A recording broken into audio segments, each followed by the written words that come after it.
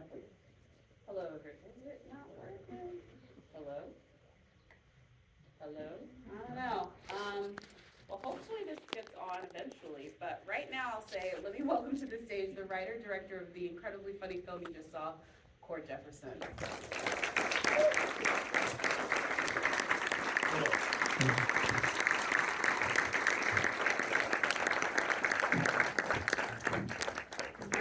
Yours works. Mine doesn't. Wait, there it goes. Oh, wait. Thank you for coming to see the film and for staying. Really appreciate it. This is going to be so much fun. This one doesn't work. Hi. Thank y'all for listening. I'm Jacqueline. Cord, welcome. Yeah, it doesn't work though. It doesn't. I know. Let's go ahead and get started with the way this got started with the incredible novel from Percival. Did we get a new one? Yay! This one works. Okay, Yeah. great. Thank you. The incredible novel from Percival and when you wanted to adapt it, because I will say, for film, relatively quick, how you sort of started from when you first saw the novel to optioning it to now seeing it on screen. Yeah, I found the novel in December of 2020, so it'll be December of 2020, the kernel of the idea to December of 2023, so 3 years fully from sort of like conception to execution. So it is pretty quick, but there's a lot of hurdles in between those 3 years. But yeah, I had a pretty difficult 2020. I think we all, this is not saying anything unique, we all had a pretty difficult 2020, but besides the COVID stuff, I also had a pretty big professional failing that year where I was really close to getting a TV show on the air, so I thought, and at the last minute it was killed. So that was like September of 2020, and I was kind of down in the dumps around the holidays and I felt pretty adrift and trying to figure out what I wanted to do for my next creative endeavor. And I read this review for a novel called Interior Chinatown. And in the review for that book, it said that there's a satire reminiscent of Percival Everett's Erasure. And I'd never heard of Erasure, so I went out and bought it. And I don't know if you guys ever had the feeling of writing something that feels like it was written specifically for you. That's how it felt when I was reading the novel. It felt like someone had written me a gift. There was obviously the sort of professional themes and what it means to be a creative of color and sort of like the restrictions that people put on your work because of that. That resonated with me basically my entire professional career. I used to be a journalist as well, and the sort of same conversations existed in journalism before I got into film and TV. But then on top of that, you guys just saw the movie. I was going to say no spoilers, but you guys just saw it. I can't spoil it. I have two older brothers, so that sort of like trio sibling dynamic where there's ups and downs and push and pull. That was very familiar to me. We have a very overbearing father figure who looms pretty large in our lives, and I'm sure will after he's gone. My mother didn't die of Alzheimer's, but my mother died of cancer about 8 years ago, and one of my siblings was at home taking care of her, the way that Lisa's taking care of the mother, and then I moved home for a period of time toward the end of her life to take care of her. So there's just all these weird overlaps with my, like in the book, Cliff lives in Scottsdale. I'm from Tucson, so I just moved him to Tucson. There's just a bunch of weird, it's at a certain point it started to feel eerie almost. It started to feel like, oh my God, there's just so much. It's like the Venn diagram is a circle. And so I realized as soon as I was done with it that I wanted to try to adapt it. And so I reached out to Percival Everett, the author, and he gave me, he asked to talk on the phone, and we hit it off, and we talked for about 45 minutes, and then he gave me the rights for free for 6 months, and he said, go write a script, and if anything comes of the script, then you can pay me after that. And that for one makes it, I think, a lot quick, and good on for Percival doing that, because that really does speed things up quite a bit when they give it to you like that. The other thing I was going to say about this one, and I want to talk about the cast and give you folks an opportunity to ask questions, so if you have any, I'll throw it to you in just a moment. What I really love about this is the Thelonious Monk that we sort of like meet here. He, played by Jeffrey Wright, is such a difficult character because he's a curmudgeon and kind of a jerk, But there's not a minute of this entire screenplay that we're not rooting for him, and I think that that is just such a careful crafting within the script, but also with what you did with the star Jeffrey Wright. And so I'd love for you to talk about that, because I know that that was a big part for him. He didn't want to feel like he was standing in judgment, and I think that is what allows the character to remain likable all the way through. Yeah. The thing that Jeffrey and I said from the beginning was that we didn't want, the first thing that he asked me actually when we met to discuss the script is he said, I don't want to do anything, he said, I don't want to do any like Bill Cosby respectability politics bullshit, or sort of like shaming black people and saying like, this is how this is how you act as to be a correct black person. So we agreed that we didn't want to do that. We also agreed that we didn't want to police art, or just sort of art in general, and we especially didn't want to police black art. And so, you know, we from the outset didn't want to make the film at all mean-spirited. We didn't want to sort of like feel like people, we didn't want to have people come in and feel like they were being lectured or scolded. We just wanted people to come in and have a good time. And so, you know, I tried to modulate that in the script, and then sometimes on set it would sort of feel like we were straying from the path, and we'd have to modulate it there. And then we really found a lot of that in the edit. But as, you know, to your point, Jeffrey, the thing that Jeffrey does so well is that he is able to stay this lovable grump. You know, he never veers too far into grump, and he's always able to stay lovable, which is a high wire act, because if you stray at all, then you can lose the audience, and then they hate you, and who cares whether Monk wins at the end of the day. And so Jeffrey was just remarkably understated and subtle, and like when he goes too far, you can sort of like see the regret in his face, and he sort of like plays guilty really well, and you can tell, I think the thing that you can tell that in his performance that we tried to execute is like, I had this therapist one time who told me a thing that I think of a lot, which is, she said that anger is not a real emotion, anger is a secondary emotion, and that underneath anger always is either pain or fear. And that sort of, especially with men who we have a difficult time being, especially black men have a difficult time being vulnerable and saying like, you hurt my feelings, or I'm scared right now. And so the way that men show that is like lashing out and screaming and yelling and throwing things. And that's sort of like a more socialized, that's a more socialized emotion we're allowed to show.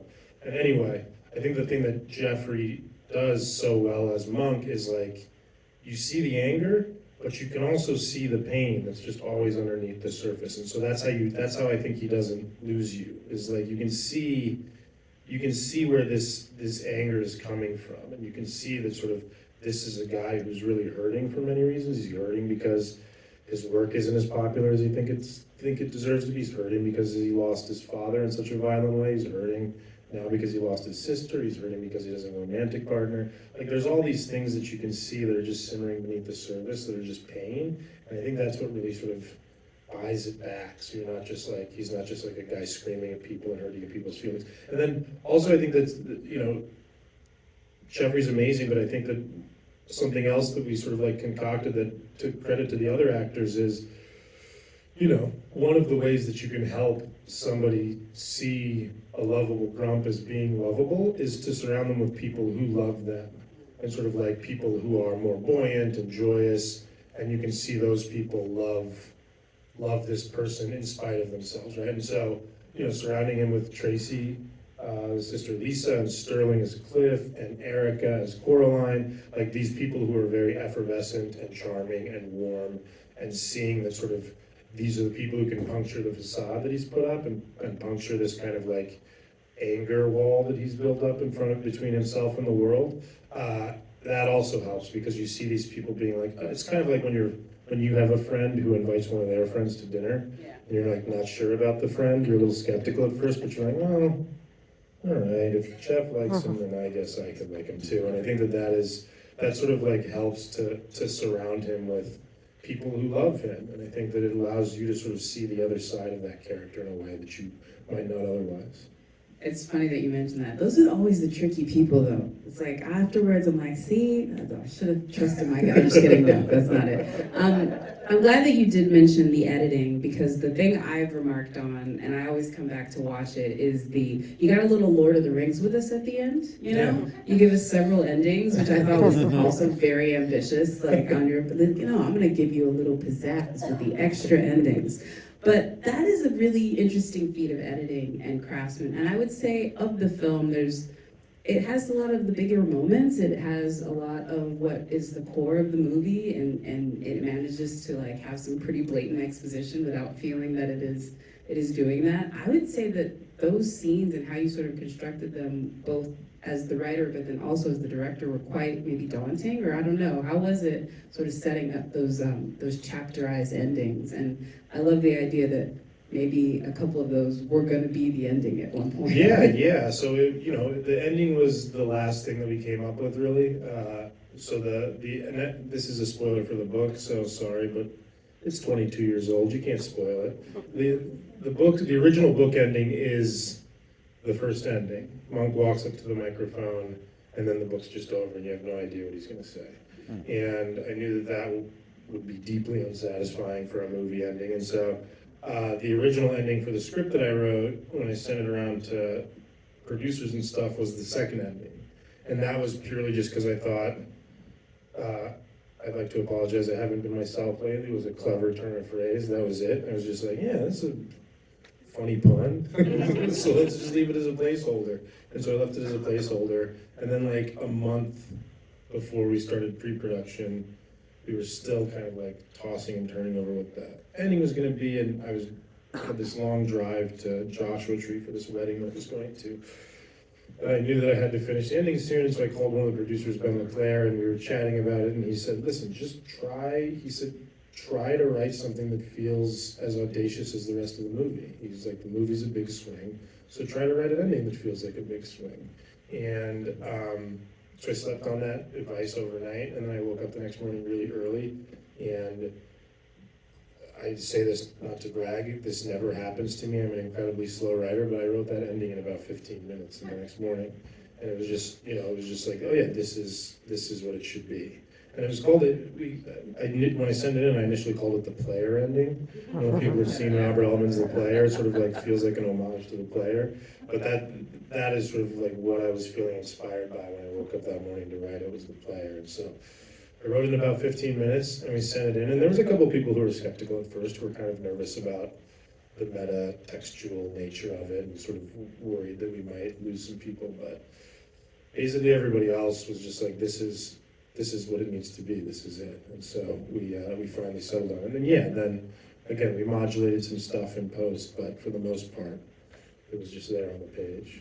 We're going to take it to the audience after this next question. I love talking about the ending because the film has already won 3 separate audience awards, including the Toronto International Film Audience Award, which is a almost guarantee to also likely be nominated for Best Picture. So good on you. Good on you. And the ending, I think, is why audiences are so captivated with this movie, on top of everything that they see. Because I feel like if you leave with the way these folks feel right now, laughing, but also like, wow, that was such a journey, and I really loved every character that I saw, it makes folks really feel attached to it and want to root for it. But you've taken the film around already since I've last seen you. I saw you before anyone had seen it, pretty much just Toronto, and now you've been to Atlanta, to a few historically Black colleges. You've also taken it to some of the more, I would say, like bougie film festivals all over both the East and West Coast. And I will say, the thing I first thought when I saw this was, I want to know how this film plays in different racially mixed audiences. Yeah. And I would love for you to share that now, because there's such an interesting part about this movie. It really is for everyone, even though it talks about some very, I think, serious themes at times, and that is also such a trick to it. So talk about the reception and how audiences have really played very differently with the film. Yeah, that's been a delight. When we set out to make this movie, I wanted to make a movie for everybody. I think that, to me, the, you know, I don't think this is, I'm not telling you guys anything that you haven't heard, but we live in this incredibly polarized time, and I don't think that it certainly feels the most polarized we've ever been in my lifetime. And you know, sometimes it feels like we've all retreated to our separate corners, and we're kind of like not talking to anybody else, and we're kind of like, well, I'm here, and I'm listening to this, and this is the news that I watch, and this is who I vote for, and this is what I believe, and then there's people over here saying the same thing, and then people over here, and it just feels like, I don't know, I just don't know that we reach any progress that way. I don't know if we sort of move forward as a society, if we're just all sort of sitting in our separate corners, watching our own, like living in our own echo chambers and watching our own media and news and stuff. And so, you know, I'm not saying that I made this movie to change the world, but I made this movie in a way that I wanted it to be open to a bunch of different kinds of people. I want a bunch of different people to come in and laugh. To me, I understand the impetus to be super self-serious about these issues. Race is a very serious issue, and sexuality is a very serious issue, and like identity is a very serious issue. Like these are all very serious issues with very serious consequences sometimes, right? Like we know that these can have fatal consequences sometimes, and so I understand the impulse for people to be like, well, I need to be self-serious and morose when we talk about this because I don't want to seem glib. But I think that there's more than one way to skin a cat, and I think that there's more than one way to build empathy. And for me, when I was a kid, I had a real spiritual predecessor to this film is this movie called Hollywood Shuffle. I would highly recommend Hollywood Shuffle if people haven't seen that movie. And that movie, it came out in '87, but I saw it probably several years later, maybe when I was 9 or 10. And that movie was like a real revelation to me in that I'd been exposed to sort of like the concept of racism and movies about racism, you know, when I was a kid, you know, watching like Eyes on the Prize, that documentary, and I remember having to watch Mississippi Burning, and sort of like, I was learning about racism, but it was always in these very sort of darker, sadder, incredibly serious documentaries or films. And then I saw Hollywood Shuffle, and I was like, wait a minute, these guys are talking about the same thing that those other movies are talking about, but they're laughing about it the entire time, and they're like having fun, and they're finding a way to sort of like find joy and celebrate and find laughter in all the pain. And it felt like truly like, I didn't understand what satire was. I'm sure I didn't understand what the word meant, but I did understand like what the feeling it gave me, and it gave me like this really, it just felt like I'd found something really profound and electric. And so, you know, to me, that is something that I tried to do here, is like, I'm like, I wanted it to feel like, yeah, there's some third rail issues, and we're talking about stuff that might make you uncomfortable, but come in, and there's like stuff that you can laugh at and empathize with, and sort of and we can all sort of talk about these things in a way that feels like, you know, we can actually have conversations about it instead of screaming at each other about it. And so when I, you know, to that end, we've shown it, you know, one of the places that I was like a little nervous showing it at was the Hamptons, because we went to the Hamptons Film Festival, and I was like, I was just sitting there waiting for that line about like, white people in the Hamptons will delight in it, and people lost their minds. It was like the funniest thing they'd ever seen in their lives. I was walking around the Hamptons after that, and people were like literally screaming at me from across the street, like, we're all white people on the Hamptons and we love the movie. They're going crazy. And then, as you said, we went down to like Morehouse and Spelman and showed the film there, and people came out of the theater very excited and enthusiastic. And then we showed it in Mill Valley, and you know, at this point, we've shown it to sort of like a huge swath of humanity, and to older people and younger people and black people and white people and all other kinds of people. And it, you know, I've been delighted by the response that people have had to it. It feels like, you know, a woman saw it in Savannah.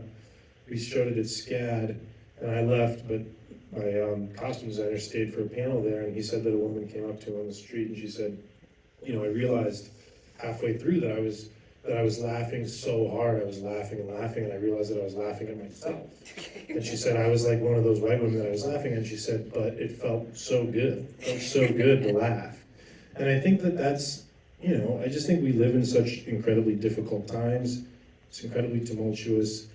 I personally feel like I have been on alert and on edge for like 20 years. I mean, when it comes to this stuff, and I'm like, I think sometimes people are just ready to exhale a little bit and sort of like let go of the tension in their body and find a way to sort of laugh at these things. Because I think that if we, one of the things that I think is beautiful about Black people, and one of the things that I think we share with Jewish people and queer people and all kinds of people, really every kind of person, but I think it's especially acute for specifically like marginalized groups, yeah. And I think that it is that, even in the worst of times, even in the worst of circumstances, we've still found ways to fall in love and to make music and to make jokes and to laugh. And there's a TV show that I saw a couple of years ago. It was actually right, strangely enough, I was finishing watching it right when I was reading this book. I watched like the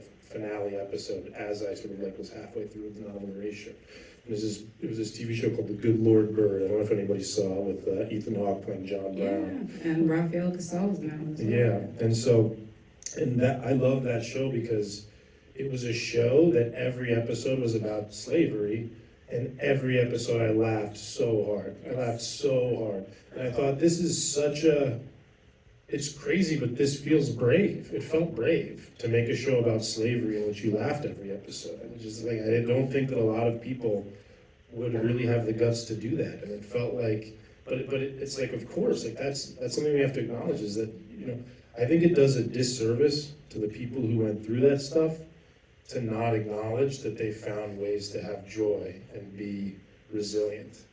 I think to sort of like act as if that sort of like brutality and the violence and the suffering that they went through defined them, as opposed to sort of the love that they found and the children that they had and the stories that they wrote and the music that they made, like as if the actual sort of like content of who they are, like that is defining to them. Like it's not the sort of like pain that they went through. And so I think that to not acknowledge that, and to not acknowledge that we need to find some laughter and some levity and some joy in all this, like we really, that's where we're really lost, is if we lose the ability to laugh and find joy amid all this. Like that to me is when we've really lost the plot. So I'm sorry, I just rambled. I'm sorry. No, you don't ramble. I was just gonna say, that's why people need to see the movie. I want to give everyone here a chance though to ask you a question, because then they'd be mad at me. Does anyone have a question? Okay, there's one right here. I think we have microphones, maybe not. Okay, I will reiterate. So this is obviously a satire that's about sort of the critique of art, right? You said that you wanted to kind of hold back the critique and let it stand, but like, what would this be for you if you decide to not hold back and actually kind of steer into the wind that way and actually take a stand? What would that stand look like for you? I think his question is, the film, I think, leaves it to the audience to kind of pick the good guys and the bad guys in this. There's nobody sort of judging that. And then if you had to, where is your personal feelings on it? My personal feelings lies, I think that I really hesitate to answer this question, and so I'm going to answer it in a way that I believe is true. That scene between Sitar and Monk. So I was very excited to get to that scene when I was reading the novel. Couldn't wait to sort of like hear them debate their ideological differences about this. And that scene never came. And so sort of when I sat down to adapt the script, I knew that I wanted to put that scene somewhere, sort of like have these opposing ideologies. And one of the reasons why I really love that scene is because I don't know who I agree with more when I come out of it. I don't know who's right and who's wrong. Oh, all right. I don't know who's right and who's wrong. And I think that sort of, in thinking about it, is it really, without naming names, I'll say that, to me, that, I used to get mad at other art. I used to get mad at other artists and say, like, why is this person making this kind of movie? Why is this person writing this kind of book? Why is this person making this kind of TV show? Like, are we very much monkish? We're more than this? Why are you reducing us to this? And then I realized it's at some point, and sort of like my entire life improved when I got to this, and sort of I immediately became less angry and sort of like less antagonistic of fellow artists, and that is the thing that I realized is that, you know, these people are working within the confines of a system and institutions that were created generations before any of us in this room were alive. And for me to criticize the art that somebody, art's a hard career. It's difficult to make stuff and sell it and feed yourself and feed your family and keep a roof over your head making art. And so who am I to criticize what somebody writes to put food on their table and sort of like put their children in school? Like, I think that the more valid question isn't why are you making this art? The more valid question is for like 15 stories above and saying like, why are the people atop these institutions that have their hands on the purse strings, why do they seem only interested in funding 5 or 6 stories about Black people? Like, why are they so interested in funding these stories to the exclusion of every other story that exists about Black people in the world, you know? Like, yeah, slavery is a part of the Black experience, absolutely. Firstly, though, we need to say slavery is a part of the American experience. Like, treating slavery like it's a Black thing is, there was a whole group of people who were on the other side of that, right? But anyway, slavery is part of the Black experience, yes. But also being president of the United States is part of the Black experience. And literally every story in between those two poles is part of the Black experience. And so, especially in a country in which we have people actively trying to ban books from children's libraries, and you have governors of states saying that slavery taught people useful skills, and you have people trying to whitewash all of this real history. When you have that, I think that movies like 12 Years a Slave are more important than ever. I like 12 Years a Slave, and I think that in this country it's very good that it exists. I just think that, for me, it's like, why is it always those two at the exclusion of every other story that you could tell? And so that, to me, is, you know, I don't come down on the side of like who's right and who's wrong in that conversation. I think that sort of the better question is, why are these people atop the institutions? Why are they greenlighting the things that they greenlight to the exclusion of everything else? We only have time for one more, but is that Tendo? Sorry. Go ahead. Thank you. Thank you. I got the question. Cord, love the movie. Thank you. I got a statement and then a question. Sir. Quick. Okay. I read the script, let's say August of last year. Okay. And I will say that it, when it was called Fuck, and it kind of inspired me to go further, right? I mean, I was so taken by the script, happy you were doing it, that I was like, oh, we can go further, right? I think at the end of that script, it was like, one of the endings was like the Wiley, that's it, fuck it, print thing. So it didn't have the after come out with the brother, Yeah. and then see the other, the guy who's acting in the thing, and give him a kind of look. And so I guess my question is, which I really liked, by the way, the look and the knowledge, because in a way, I saw Wiley as a bad guy, by the way, right? But he kind of wins, but so does Monk, kind of thing. So I guess my question is, do you think, or have you seen in people's reaction, not just getting it and laughing at themselves, but understanding like whatever role they play in the system as being that role such that they have the ability to change it? Oh yeah, you've been in rooms with a lot of execs. Has anybody said that the Adam Brody character, I don't think anybody wants to be the Adam Brody character, but they may want to do what he's doing with Monk. Yeah, I mean, like I mentioned that woman in Savannah who came up and said, I realized I was laughing at myself. I was in New York last week doing some screenings, and a woman came up to me afterward and she said, I just want to let you know that was very, very uncomfortable for me to watch. And I said, oh yeah, or why? And she just said, you know, I really saw myself in that, and it was really, there was at points it was painful. And she said, but I'm really, really happy I sat through it and watched it. And so I think that, you know, I don't want to say like the experiment is working, but I do want to say that, like, you know, sometimes inviting people in and sort of and saying like, come on in and find something to laugh at, and sort of like maybe you laugh at yourself and feel a little uncomfortable, but lean into that discomfort a little bit. And on the other side of discomfort is usually sort of knowledge and sort of like, or wisdom. And I think that, you know, so that's been great. I don't know if I've had anybody come out and say like, I feel complicit in this and sort of like, I'm like Adam Brody, but I had, like I said, like